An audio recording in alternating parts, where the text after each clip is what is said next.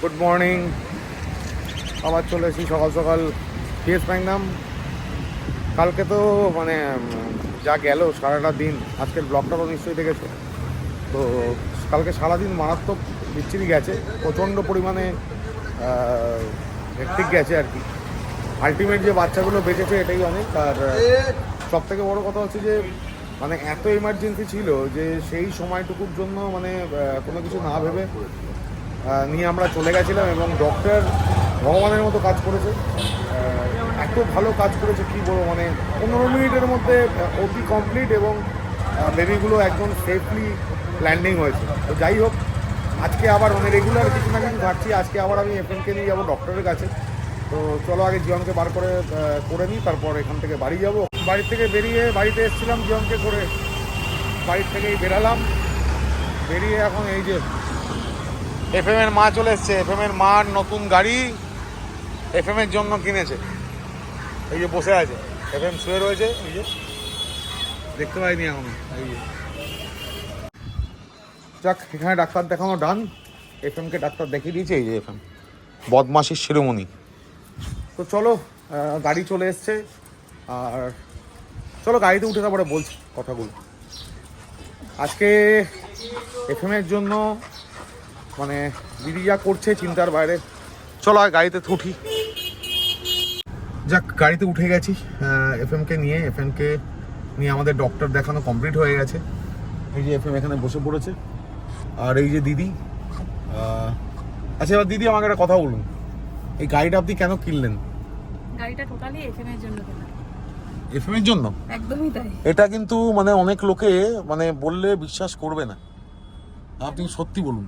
একদমই তাই। আমার গাড়ি কেনার কোনো প্ল্যানিংই ছিল না। আমি মানে মানতাম গাড়ি না চললেও হবে, আমি উবের ওলাতে যাতায়াত করতাম। কিন্তু যখন আমি ডগ শো করি তখন আমার একটা ফিল হয় যে মানে যদি ডগ শো করে প্রপারলি কুকুর রাখতে হয় তাহলে কিন্তু নিজের গাড়ি থাকাটা খুব জরুরি।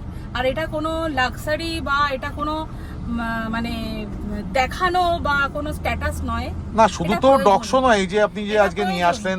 হ্যাঁ, এটা নিড, এটা এখন পুরোপুরি নিড। মানে আমি হচ্ছে এর জন্য। একদমই তাই।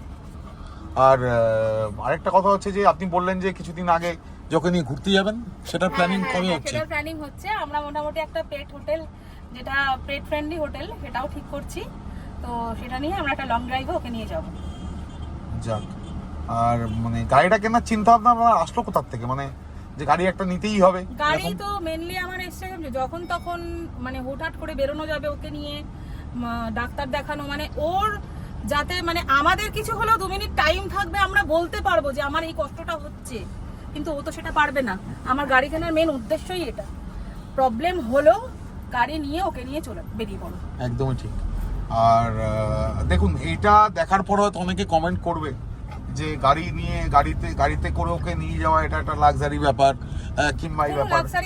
তাদের উদ্দেশ্যে আপনি কি বলবেন যারা এই ভিডিওটা দেখবে? অ্যাকচুয়ালি এটা কোনো লাক্সারি ব্যাপার নয়। যদি কেউ ওদের মানে কথা বলাটা, ওদের প্রয়োজনটা কেউ যদি ফিল করে বা কেউ বুঝতে পারে যে মানে ওদেরও দরকার আছে, মানে ওরা যেটা বলতে চাইছে সেটা যদি কেউ ফিল করে, তাহলে তার এই প্রয়োজনটা আসবেই। একদমই ঠিক, একদমই ঠিক। Thank you. আচ্ছা, যাই হোক, দিদির মুখে তোমরা কথাগুলো তো শুনলে। এবার আমি আমার কথা বলি, সেটা হচ্ছে যে কেন গাড়ি থাকা একটা দরকার, বিশেষ করে যারা ডগ শো করে এবং যাদের বাড়িতে পেট আছে। আমি বলছি না সবাই গাড়ি কিনবে কিংবা গাড়ি কিনতেই হবে এরকম কোনো ব্যাপার, কিন্তু যার যার মনের ফিলিংস আছে এবং যার যতটুকু ক্ষমতা, আমার ক্ষমতা যেটুকু আমি সেটুকু করবো, দিদির যা ক্ষমতা সেটুকু করবে, যার যেরকম ক্ষমতা। এবার আমার কথা অনুযায়ী আমি বলি না লোককে আমার ক্ষমতা মানে লোকের নিজেদের এবিলিটি মানে ক্ষমতাটাকে বাড়িয়ে নাও। যদি এদের রাখতে হয় না, এরা তো ভগবান, মানে এটা আমার কাছে মনে হয় এরা ভগবানেরই দূত। তো যদি ভগবানের দূত হিসাবেই এদের রাখতে হয়, এদের প্রত্যেক কটা ফিলিংস তোমাকে নিতে হবে। কিরকম ফিলিংস ওর? আজকে এফএমকে কেন আমরা নিয়ে এসেছি, এফএম এর মুখের তলায় একটা ছোট্ট গোটা হয়েছে, মানে একদম এই জায়গাটা স্লাইড একটা গোটা হয়েছে। তা দিদি আমাকে অনেকদিন ধরে বলছিল, আমি বললাম যে দেখুন, আমি তো ডক্টর নই, আমি একজন হ্যান্ডলার। এবার একজন ডক্টর কাছে না দেখালে নয়। দিদিকে আমি বললাম, দিদি বললো যে ঠিক আছে চলো আমি নিয়ে চলে যাচ্ছি। এই যে ব্যাপারগুলো ছোটোখাটো ব্যাপার, এই গরমের মধ্যে তোমরা বলো এখন কত ডিগ্রি দিদি? এখন মনে হয় আছে 37 ডিগ্রি মতো। দেখো বাইরের মানে হাত রাখা যাচ্ছে না, এখানে হাত পুড়ে যাবে রাখলে, এখানে হাত রাখছে। এই টেম্পারেচারের মধ্যে মানুষই বেরোতে পারছে না। ওদের গায়ের নর্মাল টেম্পারেচার তোমরা জানো, আর তোমাদের নতুন করে কিছু বলার নেই। ডগের গায়ের টেম্পারেচার আমাদের নর্মাল মানুষের গায়ের টেম্পারেচার থেকে অনেক বেশি হয়। সেই কারণে কিন্তু দিদি গাড়িটা নিয়েছে। গাড়িটা কিন্তু দিদি আবারও বললো কোনো রকম লাক্সারি করার জন্য কিংবা নিজে কোথাও ঘুরতে যাওয়ার জন্য এরকম নয়, ঘুরতে যাবে নিজেরাও কিন্তু ওকে নিয়ে। তো যাক, এই ব্যাপারটাকে আমি দিদিকে খুব সাপোর্ট করেছিলাম। দিদি যেদিনকে আমাকে বললো যে গাড়িটা কিনবে, এফএম এর জন্য কিনবে গাড়িটা, কেন বাইরে যদি আমরা পুজো দেওয়া ছাড়া এফএম ছাড়া আমরা বেরোইনি। এফএম ছাড়া এখন সত্যি এফএম ছাড়া দিদি এখনো পর্যন্ত কোথাও বেরোয়নি। আর এটাই কিন্তু বাস্তব, মানে ঘোরতর বাস্তব এটাই। দিদি কিন্তু গাড়ি নিয়ে এখনো পর্যন্ত কোথাও বেরোয়নি, শুধু পুজো দিতে নিয়ে গেছিলো। আর যেইটুকু যা নিয়ে বেড়াচ্ছে এফএমকে নিয়ে। আর ব্যাপারটা হচ্ছে দেখো, তোমরা এই ব্যাপারটাকে কে কিরকম ভাবে নেবে আমি তো পার্সোনালি বলতে পারছি না, কিন্তু এই ব্যাপারটা আমি যে দেখাচ্ছি ব্যাপারটাকে তোমরা কিন্তু ভেতর থেকে ফিল করো। এই ব্যাপারটা নিয়ে কেউ অন্য কিছু মানে বের করো না। এটা দেখানোর মানেটা কিন্তু একটাই, যে আজকে একটা মানুষ পারে একটা কুকুরকে এই লেভেলে ভালোবাসতে, এবং একটা যে কোনো একটা পেট পারে একটা মানুষকে সেই লেভেলে দিতে। একটা পেট আসার পরে বাড়িতে কি হতে পারে কারোর হয়তো আইডিয়া নেই, যাদের পেট নেই, যারা আমার এই ব্লগ দেখো। যাদের পেট আছে তাদের তো কোনো কথাই না, তারা জানো যে পেট থাকলে বাড়িতে কতটা কি করতে হয় না করতে হয় টোটাল ব্যাপারটা। তো গুড ইভিনিং। আজকে ব্লগটা অনেক দেরি করে আরম্ভ করলাম, কারণ আজকে কাজের প্রচণ্ড প্রেশার ছিল। আর তার থেকেও বড়ো কথা প্রচণ্ড গরম, সরি, এত বেশি হিউমিডিটি চিন্তার বাইরে। একটা মজার ঘটনা দেখার জন্য এক্ষুনি আমি ক্যামেরাটা অন করেছি।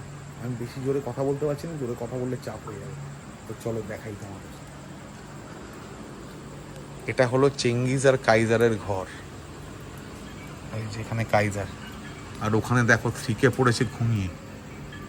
কাইজারের জায়গায় থ্রিকে পুরো ঘুমিয়ে পড়েছে, বেরানোর কোনো নাম নেই। কতটা দেখাতে পাচ্ছি এই যে ফোনটা বাজলো বলে উঠলো আর আমার ক্যামেরাটা দেখে নিল।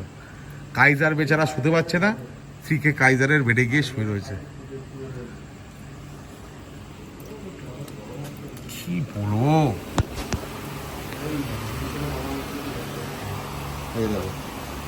কাইজার শুতে দিচ্ছে না তোমায়? কাইজার শুতে দিচ্ছে না? ঠিক আঙ্কেল শুয়ে পড়েছে তোমার বেডে। এই দেখো কাইজার এসে কমপ্লেন করছে, এই উঠে পড়ো, ওকে শুতে দাও। এই যে উঠেছে, ওখানে ঘুমাচ্ছ কেন?